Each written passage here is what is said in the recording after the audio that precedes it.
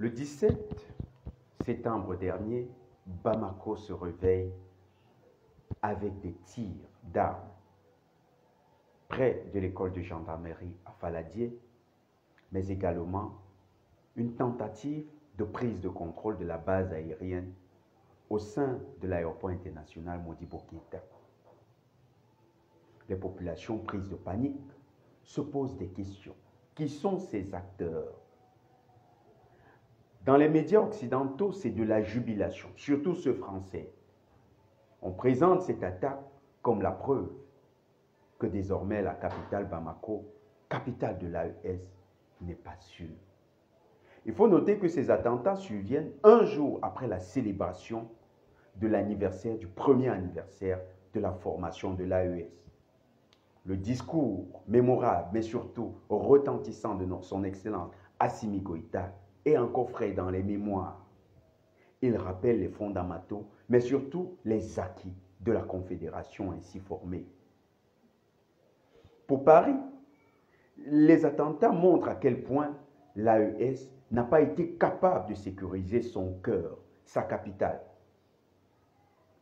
Et selon le journaliste propagandiste, ou du moins le terroriste Wassim Nasser, travaillant pour le média de propagande terroriste France 24, ce n'est que le début.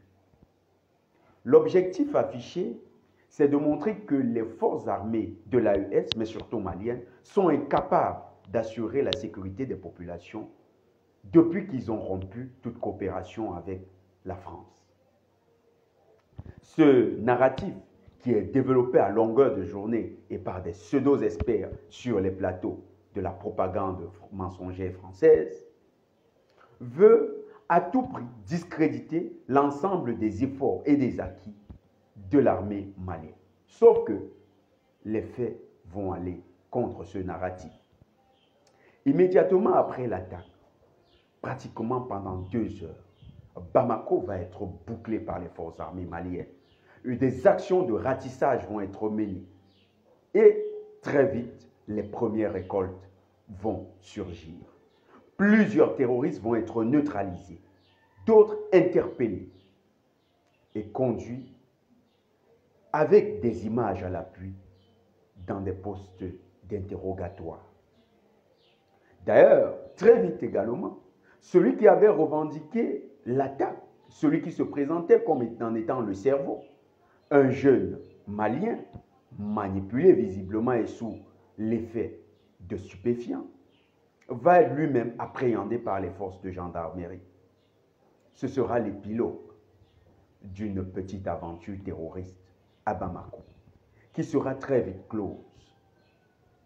Mais l'argument suivant lequel ce n'est que le début, avancé par le terroriste Wassim Nasser, officiant dans les antennes de France 24, laisse subodorer qu'il s'agit d'un ensemble d'actions préméditées qui vont être multipliées sur le territoire malien et même de l'AES.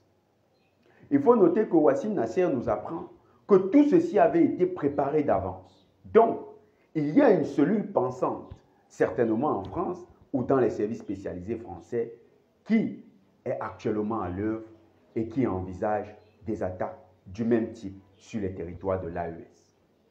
Les autorités prévenues doivent prendre des mesures fortes. Elles doivent tenir compte de ce que toutes ces mesures visent essentiellement à discréditer leurs actions qui sont portées en triomphe par les populations de l'AES et qui font la fierté de l'ensemble de l'Afrique. La victoire sur le terrorisme est un impératif. La victoire sur le terrorisme est surtout la matérialité de l'idée panafricaniste qui a porté toutes ces révolutions au pouvoir dans l'AES.